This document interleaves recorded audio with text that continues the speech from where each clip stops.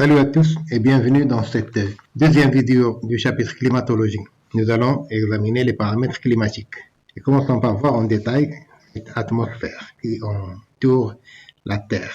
Dans l'atmosphère, les gaz sont maintenus autour de la Terre par la force gravitationnelle qui la retient et empêche les gaz de s'échapper.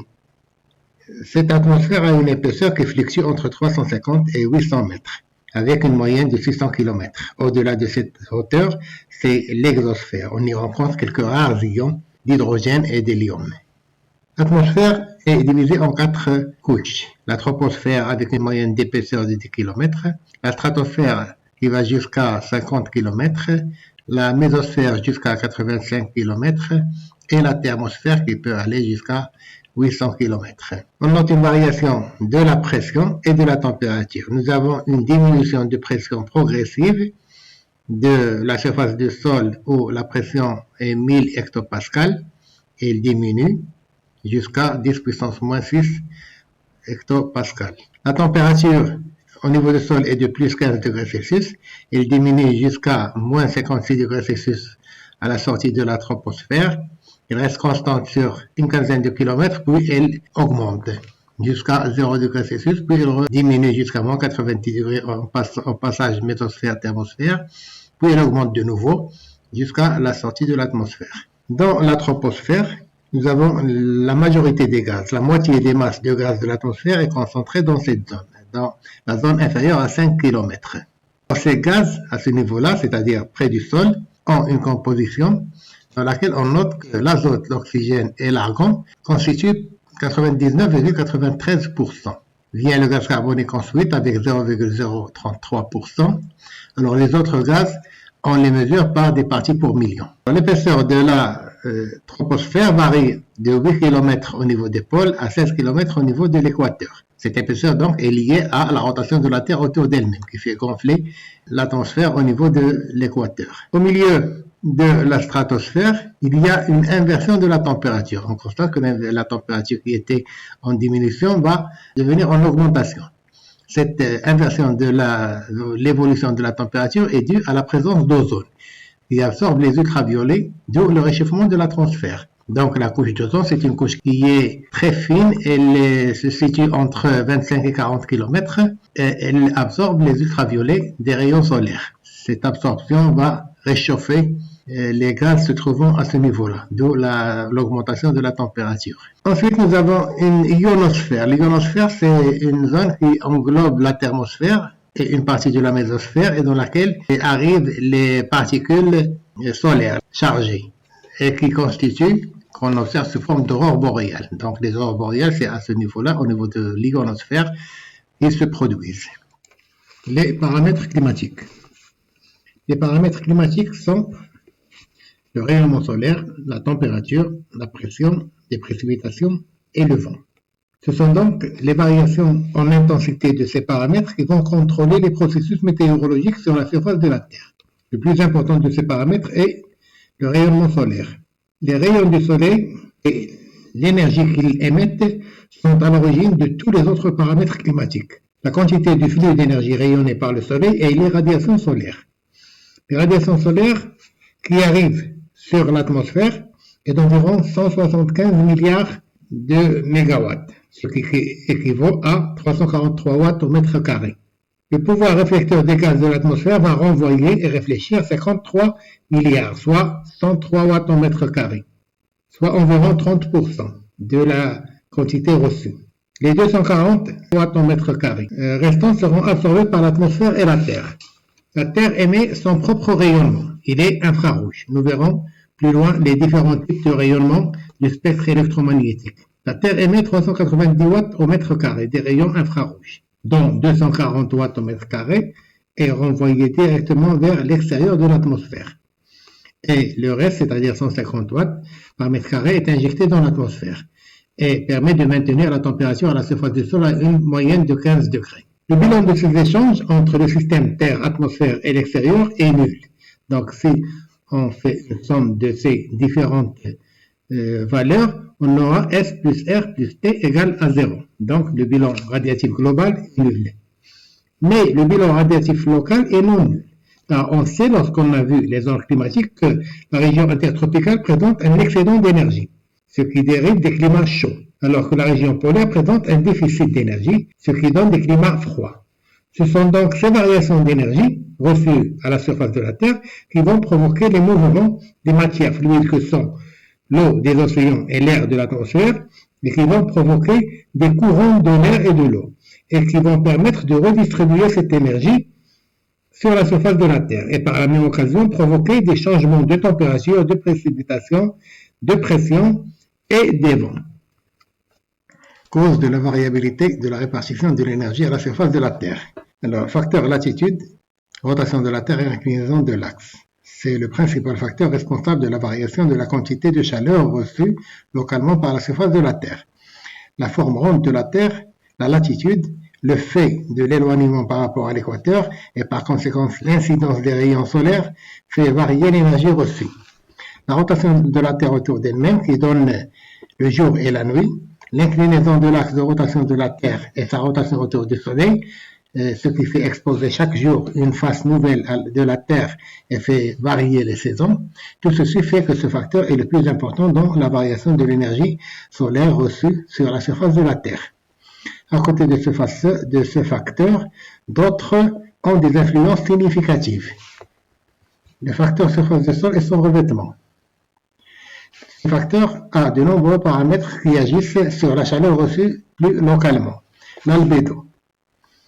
Le pouvoir réflecteur de la surface de la Terre. Plus une surface réfléchit les rayons solaires, moins elle en absorbe. Autrement dit, c'est la quantité d'énergie réfléchie et renvoyée. Cet albédo dépend de la nature de la surface exposée aux rayons solaires. La glace a un fort pouvoir réflecteur, jusqu'à 80-95%. C'est pourquoi les environnements glaciaires sont très froids. La couleur des substrats du sol qui peut être considéré comme un sous-paramètre de l'albédo. Une formation géologique affleurante claire réfléchit plus de rayons qu'une formation géologique sombre ou foncée, qui en absorbe plus. Le revêtement végétal agit aussi sur l'albédo. Il diminue l'effet réflecteur de la surface de la Terre jusqu'à 10-20%. Les surfaces d'eau réfléchissent les rayons entre 10 à 60% selon l'altitude. Alors, tous les éléments à la surface de la Terre, les routes, les villes, les sols, agissent sur l'albédo et par conséquent sur l'énergie absorbée par la surface de la Terre. L'albédo moyenne de l'ensemble de la surface terrestre est de 31%. Le degré d'humidité et la perméabilité. Ce paramètre implique l'eau et l'air, qui se trouvent dans les pores et les interstices des formations géologiques affleurantes à la surface de la Terre. L'eau et l'air sont plus conducteurs de chaleur que le sol ou la roche, et ils se refroidissent plus lentement. Plus il y a d'eau ou d'air dans une formation géologique affleurante, plus l'énergie solaire est absorbée en profondeur, et vice-versa. La topographie, l'exposition et la forme des versants. La pente et l'exposition modifient les angles d'incidence des rayons solaires et modifient fortement les microclimats locaux. Ils agissent sur l'humidité des substrats et par conséquent sur l'écologie du paysage et sur les courants atmosphériques et marins. Les facteurs océaniques. Variation de la température de l'eau est plus lente que dans le sol ou dans la roche. Les océans ont un rôle régulateur du climat sur les continents à proximité des mers, notamment l'adoucissement des températures et des environnements littoraux par la brise de mer. Action des courants marins qui adoucissent les amplitudes thermiques, comme la différence entre les climats océaniques et les climats continentaux régnant sur l'Europe de l'Ouest et le Canada de l'Ouest. Dans ces zones, le Gulf Stream baigne la côte de l'Europe de l'Ouest et le courant Chivo qui baigne les côtes ouest, qui sont des courants chauds, et ils font régner des climats océaniques. Le facteur évolution de l'eau dans l'atmosphère. Ici intervient l'humidité de l'air et les nuages qui agissent sur l'albédo et les transferts d'eau des océans vers les continents. Les facteurs atmosphériques, notamment l'épaisseur traversée par les rayons est les plus grandes quand les angles d'incidence sont aigus ou en se rapprochant des pôles. Il y a aussi la nature chimique et la densité de certains gaz atmosphériques et les poussières et les polluants atmosphériques. La température est le deuxième paramètre climatique. C'est un paramètre dont les variations créent la sensation de chaleur et de fraîcheur. La température se mesure à l'aide de thermomètres. Les unités de mesure de la température sont le degré Celsius au centigrade, le degré Kelvin, le degré Fahrenheit. Le 0 degré absolu est la température la plus basse qui peut être enregistrée dans l'univers. Il ne peut y avoir une température plus basse selon les lois de la thermodynamique. C'est le 0 degré mesuré par le thermomètre Kelvin. Il correspond à moins 273 degrés Celsius et à moins 459 degrés Fahrenheit. Le 0 degré Fahrenheit correspond à moins 17,78 degrés Celsius et à 255,37 degrés Kelvin. Les graduations des thermomètres Celsius et Kelvin sont les mêmes et sont différentes des graduations du thermomètre Fahrenheit. L'intervalle de 100 degrés de 0 à 100 degrés Celsius correspond à la même intervalle de 100 degrés pour le thermomètre Kelvin, avec une variation de 273 à 373 degrés Kelvin, alors que le thermomètre Fahrenheit enregistre pour cet intervalle 180 degrés Fahrenheit. Les températures de référence. Ce sont des températures de changement d'état pour les matières les plus importantes sur la surface de la Terre, mesurées à la surface du sol, c'est-à-dire à une pression de 1 atmosphère, la pression moyenne à la surface de la mer. Alors l'eau, il passe de l'état solide à l'état liquide à 0 degrés Celsius, ou bien 32 degrés Fahrenheit, ou bien 273 degrés Kelvin. Il passe de l'état vapeur à l'état liquide, ou bien de l'état liquide à l'état vapeur à 100 degrés Celsius. L'oxygène, il devient liquide, il est normalement gazeux pour les températures ambiantes, mais il devient liquide lorsque la température descend à moins 182,97 degrés Celsius. L'azote peut devenir liquide lorsque la température est de l'ordre de moins 196 degrés Celsius. La température de l'air usuelle est la température de l'air mesurée à une altitude de 1,5 m à 2 mètres à l'ombre dans un abri météorologique. Alors, pourquoi on mesure la température à cette hauteur et à l'ombre? L'air s'échauffe en contact direct avec le sol. Les rayons solaires chauffent la surface du sol et ce dernier chauffe l'air en contact. C'est pourquoi la température de l'air est maximale près du sol, quelques centimètres. Elle s'affaiblit avec un gradient fort près du sol. Ce gradient devient nul à une hauteur de 1,5 m. Dans les premières couches de l'air au-dessus du sol, la température du sol est supérieure à celle de l'air pendant le jour et elle est inférieure pendant la nuit. C'est pourquoi il faut mesurer la température à entre 1,5 et 2 mètres du sol. Parce que si on se lève encore plus dans l'altitude, la température va devenir plus faible. La température est mesurée à l'ombre, car le matériel par lequel est conçu le thermomètre peut chauffer par les rayons solaires. C'est pourquoi, si la température est mesurée au soleil, on risque de mesurer la température du matériel du thermomètre. C'est pourquoi il faut la mesurer à l'ombre. Cependant, la température de l'air sous abri ne correspond pas étroitement aux sensations de chaleur ou de froid par les êtres vivants. Cette sensation est liée à la température, mais elle est aussi liée à l'humidité et au vent. Alors, la température maximale et la température minimale du jour. La température minimale du jour se produit vers le lever du soleil, peu après le lever du soleil, une demi-heure. Et la température maximale du jour se produit 2 heures après le méridien, ou bien ce qu'on appelle le midi-soleil. En effet, statistiquement, quand les températures les plus faibles sont observées après le lever du soleil. La nuit, la Terre perd de l'énergie sous forme de rayons infrarouges. Après le lever du soleil, le bilan énergie reçu énergie perdue est toujours négatif, jusqu'à 15 minutes à une demi-heure après le lever du soleil où la Terre se réchauffe et arrête de perdre de l'énergie et capte l'énergie du soleil, jusqu'à ce que le bilan se rétablisse. Et la même chose se produit vers le midi solaire. La Terre emmagasine de l'énergie et la renvoie dans l'atmosphère et continue à émettre cette énergie jusqu'à 2 heures après le midi soleil. En fin d'après-midi, le bilan énergétique de la Terre devient négatif, bien avant le coucher complet du Soleil. Échange et transfert d'énergie et de chaleur.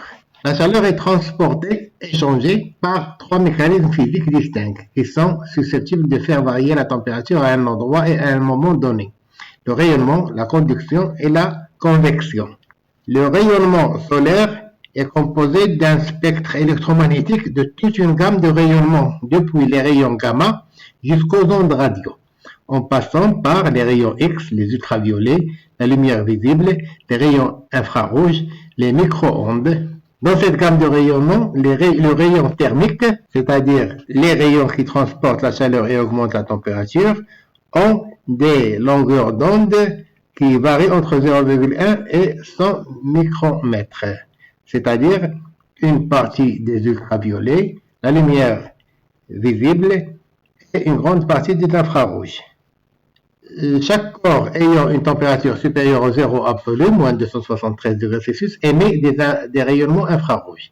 Et ces rayons sont détectables par des capteurs adaptés. Comme on le voit sur ces personnes, les rayons infrarouges sont émis par les zones les plus chaudes et sont visibles par un dégradé de couleur. Et même une maison émet aussi des rayons infrarouges. Le deuxième mode de transfert de chaleur est la conduction. C'est le transfert de chaleur de proche en proche, par contact moléculaire, des parties chaudes vers les parties froides. Les molécules d'un corps chauffé se mettent à vibrer, et les vibrations affectent progressivement les molécules de plus en plus loin. La conduction thermique nécessite donc la présence de matière composée de molécules. Il est impossible de transporter de la chaleur via ce mode dans le vide. Cela se produit par exemple dans la nature entre un sol chauffé par les rayons solaires et l'air en contact direct de la surface. Le transfert de chaleur par conduction peut être quantifié. On parle de flux thermique, noté phi-TH. Il est déterminé par la formule phi égale moins lambda delta T sur delta Z fois S. Avec lambda, la constante de la conductivité thermique caractéristique du milieu dans lequel s'effectue le transfert thermique, donc elle caractérise la vitesse de déplacement de la chaleur dans un corps quelconque, en watts par mètre Kelvin. Pour l'air, elle est de 0,6 watts par mètre Kelvin. S, la surface traversée, donc on considère que le déplacement de la chaleur traverse une sorte de tube avec une section de surface S. Pour un sol, c'est une colonne. Delta T, différence de température. Delta Z, distance traversée par la chaleur. Alors, le troisième mode de transfert de chaleur est la convection. C'est un mécanisme de transfert thermique qui implique un déplacement macroscopique collectif de la matière fluide. L'air en contact avec un sol chaud s'échauffe par conduction. L'air plus chaud devient plus léger et s'élève. Il transfère la chaleur par déplacement vers le haut. Donc par convection. L'air plus froid, plus lourd, remplace l'air déplacé. La convection est évidemment absente dans le vide. Au niveau de l'atmosphère, les radiations solaires chauffent la surface de l'eau ou des sols par rayonnement. Ces derniers chauffent l'air du voisinage par contact direct, donc par conduction. Enfin, l'air chauffé va s'élever, donc déplacer la chaleur vers le haut, par convection. La remontée de l'air par convection sur l'image montre la formation d'un nuage. Bon, ce processus, on va le voir lorsqu'on étudiera les précipitations. Pour le moment, on reste dans les transferts des chaleurs et on passe à l'effet de serre. Alors, sans l'atmosphère, il ferait très froid sur la surface de la Terre, environ une moyenne de moins 18 degrés Celsius. Mais l'atmosphère contient des gaz qui retiennent la chaleur par un processus qui s'appelle effet de serre naturel. Le Soleil envoie environ 343 watts au mètre carré d'énergie, de chaleur, dont 30%, soit environ 103 watts au mètre carré, ne pénètre pas dans l'atmosphère. Il est renvoyé par le sommet de l'atmosphère. Et environ 20%, soit 69 watts au mètre carré, est injecté dans l'atmosphère. Alors les 50% restants atteignent la surface de la Terre. Une partie des rayons qui atteignent la Terre est renvoyée dans l'atmosphère par effet albédo, environ 24 watts au mètre carré. Finalement, c'est moins de 50%, moins de la moitié des rayons solaires qui réchauffent les premières couches des continents et des océans. Les océans envoient par évaporation environ 79 watts au mètre carré. Et la Terre produit elle-même un rayonnement sous la forme de rayons infrarouges, environ 390 watts au mètre carré, dont une partie de ces rayons, 10% environ, soit environ 40 watts au mètre carré, est envoyée directement hors de l'atmosphère. Une autre partie, soit 90%, soit 350 watts au mètre carré, reste emprisonnée dans l'atmosphère par les gaz à effet de serre présents dans l'atmosphère. Ces gaz à effet de serre chauffent Et pour refroidir, il renvoie aussi des rayons infrarouges hors de l'atmosphère, environ 200 watts au mètre carré, et le reste vers la surface de la Terre, environ 322 watts au mètre carré. L'atmosphère joue un rôle d'isolant thermique, c'est l'effet de serre naturel. C'est grâce à ce phénomène que nous avons une température moyenne de 15 degrés à la surface de la Terre. Depuis le siècle dernier, les activités humaines ont augmenté les gaz à effet de serre dans l'atmosphère, comme le CO2, le méthane et les chlorures de carbone. Alors, ces gaz accentuent l'effet de serre, ce qui engendre une augmentation de la température moyenne. On parle de réchauffement climatique et qui provoque des conséquences qui commencent à se faire sentir, comme l'accélération de la fonte des glaciers de la banquise. La prochaine vidéo, nous continuerons avec le chapitre climatologie. Nous verrons le reste des paramètres climatiques, les précipitations, la pression de l'air et le vent. Je vous remercie.